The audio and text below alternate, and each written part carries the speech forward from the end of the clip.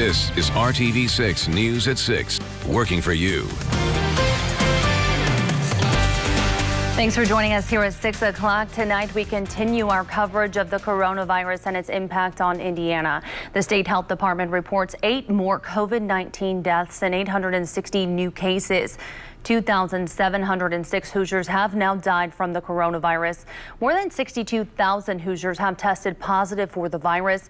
More than 701,000 people have been tested in Indiana, with 8.9% testing positive.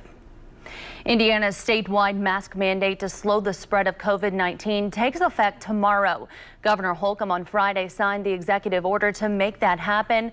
However, he dropped a planned criminal penalty from the mask mandate after objections from some law enforcement officials and conservative legislators.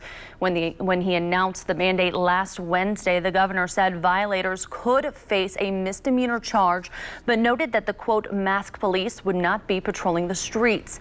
Indiana Attorney General Curtis Hill issued a non-binding opinion that only the legislator could make violations a criminal offense. The Republican leader of the state Senate praised Holcomb's decision to drop the possible misdemeanor offense. The governor's executive order to wear a mask is in effect until at least August 26th. This week, the Marion County Public Health Department is expected to release more guidance on back-to-school plans for local schools.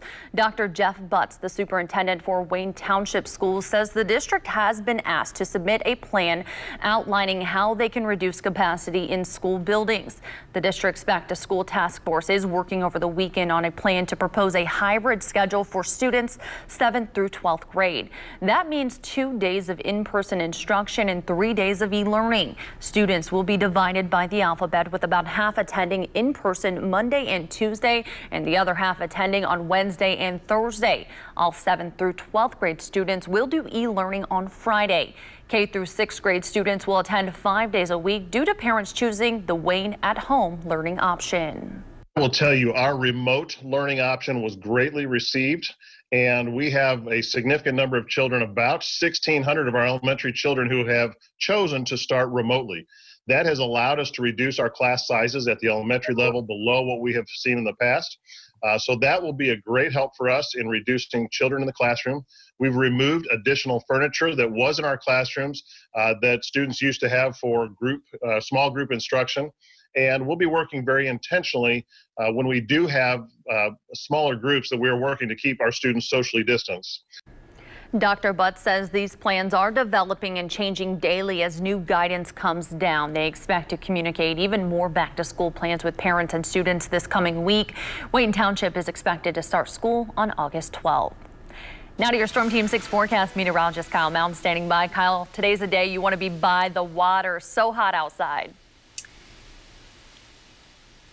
Yeah, it's a real steam bath out there, Nicole. Our temperatures running hot and the humidity, that dew point's in the 70s, and you combine those two things and it just feels pretty nasty out there, even though we've got a west breeze. We've got heat index values right now running in the triple digits in Lafayette and Peru. Feels like 96 in Indianapolis with that 90-degree temperature, and it feels like 97 in Bloomington. As we check the satellite and radar, things are fairly quiet. You can see a couple of showers tried to develop earlier around Petersburg and east of Columbus, but just a stray shower in the evening forecast. Temperatures still in the 80s through 10 o'clock, Nicole. Kyle, thank you. Investigators believe road rage led to the shooting of a motorcyclist earlier today. Metro Police say a man riding a motorcycle was shot around 1 p.m. near the intersection of East 38th Street and North Keystone Avenue. He then drove his motorcycle to a nearby White Castle parking lot. He was taken to the hospital in stable condition. Officers are looking for a person or people in a white Chevrolet Malibu who were believed to be involved in the shooting. An effort to boost the spirits and show support for IMPD officers, a group of police wives and their children are preparing thank you bags. The women are from a group called the Blue Bond, which is an affiliate of the National Police Wives Association. They received 450 items donated from their Amazon wish list, along with thank you notes. Today, they were able to put together 1,800 bags. We talked with the group's leader, who says it takes a strong woman to be the wife of a first responder. She often spends holidays alone alone, and her husband's job, which is his calling, often comes first. But they want the officers who are working every day to protect their community to know that they are loved and supported. It's going to be amazing. And the officers need to know that they're not alone. It's easy for us wives to be at home and supporting our husbands, but to know that people from all over the country, Washington State, California, Florida, Washington, D.C., we've gotten donations from all across the country to help support this Operation Morale Boost.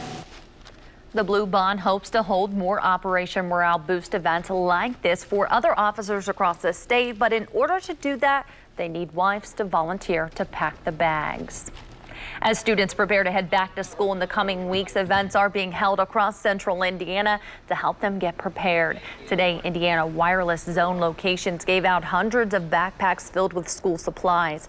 There are more than 10 locations across the state that took part today. We visited the store on Kessler Boulevard today, and the manager says it makes him feel good to be able to help out families, as many are still struggling financially during the pandemic. Most of them have been real thankful because, backpacks are expensive right now. And so being able to help out our community in any way possible, especially with the craziness going on in the world, we try to do as much as we can. The Verizon Wireless retailer estimates that altogether they gave out more than 140,000 backpacks since this campaign started in 2013. The nationwide snapshot of COVID-19 continues to look very grim. Up next, renewed calls for a complete shutdown and how the government is responding.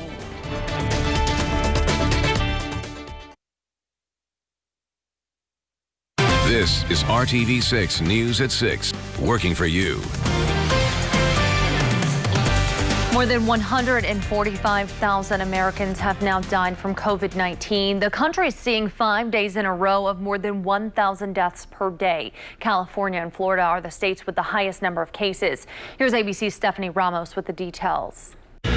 For the fifth straight day in the U.S., more than 1,000 people have died from COVID-19 daily, according to the COVID Tracking Project. The number of cases of the virus on the rise in 37 states, Puerto Rico and Washington, D.C. Dr. Deborah Birx spoke with our Columbus station WSYX with some advice on how to slow the spread. We're asking them not to go to bars. We're asking them to wash their hands and to not social gather with large groups of people. California with most cases of the virus. Our objective is to kill this virus. A shelter in place, as difficult as it will be, is the medicine we need to take. Florida surpassing New York, becoming the state with the second highest number of coronavirus cases. But business leaders in the Sunshine State are still looking for ways to get bars and restaurants reopened. Florida is still very much a global hotspot, but it is many, many weeks away from getting to a point where it can even think about bars. If they open up bars now, they're basically saying goodbye to schools for all of the fall. Those in the medical field also feeling the strain. Shortages of healthcare workers are being reported nationwide. We are incentivizing them with dollars, but at some point it doesn't matter how much you pay a person to work. They just can't physically do it anymore. With millions of Americans out of work due to the pandemic, many relying on the $600 a week federal unemployment assistance, a benefit set to expire this week. A lot of people got more money staying at home than they would going back to work. And so the president's been very clear. Our Republican senators have been very clear. We're not going to extend that provision. But Democratic Senator Chuck Schumer says those unemployment checks have helped the economy. Unemployment insurance has prevented the recession from turning into the Great Depression. Leader McConnell has refused to put a bill together and put it on the floor of the Senate. We need him to act now. Stephanie Ramos, ABC News, New York. Stephanie, thank you. County health officials in Florida say they are not seeing any COVID-19 outbreaks associated with the reopening of theme parks. Walt Disney World reopened earlier this month, while Universal and SeaWorld reopened in June. Orange County public health officials have been working with the parks to monitor any cases or outbreaks, and they have not seen an uptick. She was one of the last remaining stars from Hollywood's golden age. Actress Olivia de Havilland has died at the age of 104. ABC News' Lindsay Davis has more on her life. She was born in Japan to English parents, but grew up in Saratoga, California. For most of her adult life, she was estranged from her sister, the actress Joan Fontaine. They never reconciled. Robin! The public first got to know her as Maid Marian to Errol Flynn's Robin Hood. But she will always be remembered for Gone with the Wind. It managed to be the happiest film experience of my whole life. I've never before known anyone who was really brave. I pray God things go well with you, Miss Millie. She was only 22 when she was cast as Melanie, appearing with Clark Gable. I wish I could tell you what he was really like, and I regret to say I can't. Off-screen, she was a bit of a rebel, suing Warner Brothers over the 7-year contract system which made actors virtual property of their studios. She won a landmark decision that signaled the end of the contract system in Hollywood. After the legal battle, she returned to films and dominated the silver screen in the late 1940s, receiving 3 nominations and winning 2 Oscars for Best Actress, In To Each His Own in 1946 and The Heiress in 1949. In 2008, she received the American National Medal of the Arts from President George W. Bush. Her independence, integrity, and grace won creative freedom for herself and for her fellow film actors. Independence, integrity, grace. One of the great ladies of Hollywood, Olivia de Havilland. Lindsay Davis, ABC News. Lindsay, thank you. Civil rights icon John Lewis made his final journey across the Edmund Pettus Bridge in Selma, Alabama today. Hundreds of mourners lining the route to watch as his flag-draped casket was carried by a horse-drawn caisson modeled after the one Martin Luther King Jr. had for his funeral. The somber journey returned Lewis to the spot where he almost died on March 7, 1965, when Alabama state troopers attacked him and other civil rights demonstrators as they crossed that bridge demanding voting rights. Our nation is better off because of John Robert Lewis. My life is better. Selma is better. This nation and this world are better because of John Robert Lewis. Lewis now lying in state at the Alabama State Capitol in Montgomery. On Monday and Tuesday, a special tribute in Washington, D.C. to the man many called the conscience of Congress. He will lie in state in the U.S. Capitol Rotunda before making his final journey back to Atlanta for his funeral on Thursday. Now let's get another check of your Storm Team 6 forecast with Kyle. Yeah, Nicole, I noticed not too many people outside this afternoon. Can't blame you. It's just really nasty out there with temperatures in the 90s. And again, in some spots, we've had that heat index climbing above 100 degrees. It's still sitting at 90 for the air temperature in Indy and Bloomington, 88 right now in Kokomo with some clouds around. And as we go into tonight, the fan, the AC, will continue to work overtime. Not much cooling at all here. We're into the lower and middle 70s to start off our Monday. So temperatures will warm quickly. It's going to be a dry start to the day. Temperatures already 86 degrees at noon, but then we'll have those shower and thunderstorm chances that will develop throughout the afternoon. So I think that will keep us out of the 90s, at least most of central Indiana throughout our Monday. But here's a look at TrueCast. We get to around 2 o'clock in the afternoon on Monday. We start to see those thunderstorms developing, and I don't think we're going to see a line of storms moving in. We'll see these developing overhead, and they'll continue to increase in coverage as we go through the afternoon and the evening, becoming fairly widespread here. So if you are traveling back and forth for work as we go into the evening hours, may have some thunderstorms that slow your commute home down just a little bit. As far as the overnight hours, the rain should move out of here fairly quickly, but we do have a marginal risk covering much of central Indiana, a low isolated threat that some of those storms Monday afternoon could have some gusty winds. That's going to be the main impact. So as we could have a few thunderstorm warnings out there, make sure you've got that Storm Shield app loaded up on your phone. It's free, and we'll send any of those warnings right to your phone for your location. You'll also have radar that you can control and see exactly where the storms are. And of course, we'll keep you updated on RTV6 and social media as well. As far as rainfall potential, most of the models coming in about a half an inch of rain or less. That said, I think some locations could have some flooding issues as we're going to have any of those thunderstorms that develop, quickly producing about 1.5 inches to possibly 2 inches of rain. And they may be kind of slow mover. So that is something we'll keep an eye on for you as well. Once that system moves through here, though, a pretty nice Tuesday because the sunshine returns. I think the rain chances will get out of here, and we're going to see a pretty quick drop in that humidity. Still going to be a little on the muggy side, but hey, it is the end of July. It still will feel more comfortable than it did today out there. Our temperatures will start off Tuesday morning around 70 degrees, and then we'll get back into the middle 80s for that afternoon high with mostly sunny skies.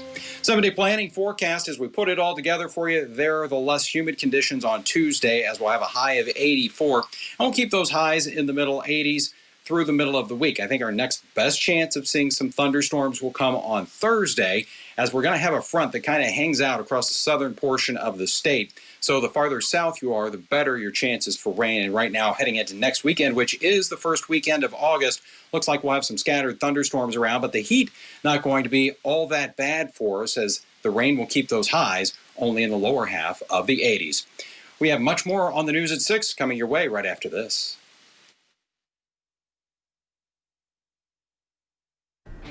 Pro sports are making their way back. NFL teams are starting training camp, and Major League Baseball opened last Thursday. But college sports are still very much up in the air. At the University of Indianapolis, they are taking things one step at a time. Brad Brown has a closer look in our Sports Extra Spotlight.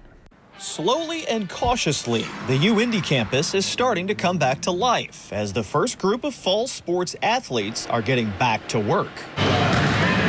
If we can show that we can fully operate during this time frame, that's going to be a really good footprint to operate with once the fall sports come back. Scott Young will be taking over as UIndy's Director of Athletics on September 1st. He is overseeing what will be a weeks-long process of getting players and coaches back in action. We're provided guidelines by the state of Indiana, by Marion County, by the University of Indianapolis, and as long as we can operate within those guidelines, we can be creative in allowing our student athletes opportunities.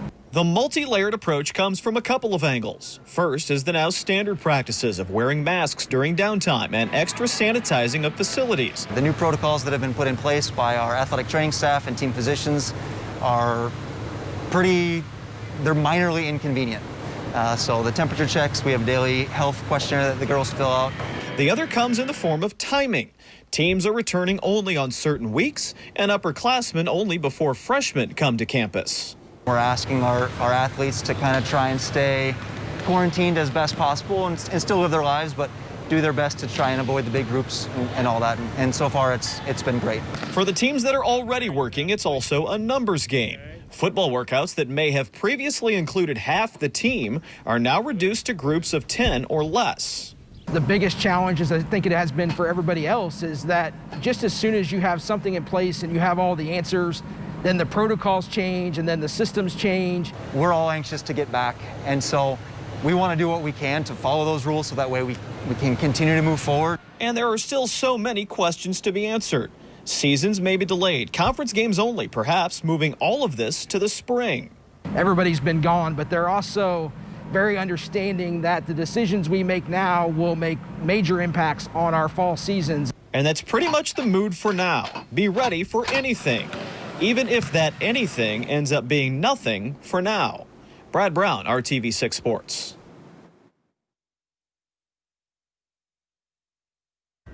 RTV6 and the Indiana Black Expo are teaming up for the virtual Hiring Hoosiers Employment Opportunity Fair. This coming Thursday, July 30th from noon until 4 p.m. Quality employers are coming together to help you take the next steps in your career. And immediate job openings are available. To get connected, visit IndianaBlackExpo.com. Delta has banned 120 passengers after they refused to wear a mask on board. The airline puts travelers on a no-fly list if they fail to comply with the policy. Delta CEO backed the policy, telling employees that masks are an essential way to reduce transmission of the virus. Delta will take this a step further and will begin screening all employees for the coronavirus soon. Mandatory face mask policies aren't just affecting flights. Train rides are also impacted. Amtrak says if a passenger does not wear one, they could be removed or banned. Previously, passengers were allowed to remove their mask if they were sitting alone. The only places people can remove masks now is if they are in a private room. Most people in the U.S. are in favor of wearing masks outside their homes. In a new poll, 3 out of 4 said they support wearing face coverings. That includes a majority of Republicans. 89% of Democrats said they are in favor of masks. 58% of Republicans agreed. About 2/3 of Americans do not approve of how the president is handling this pandemic. Kyle. And Nicole, will have thunderstorms develop tomorrow, I would say after about 1, 2 o'clock in the afternoon. Some of those could have some gusty winds, but cooler, less humid air will follow. All right, Kyle, thank you. And thank you so much for joining us. We'll see you right back here tonight at 11. Have a great night.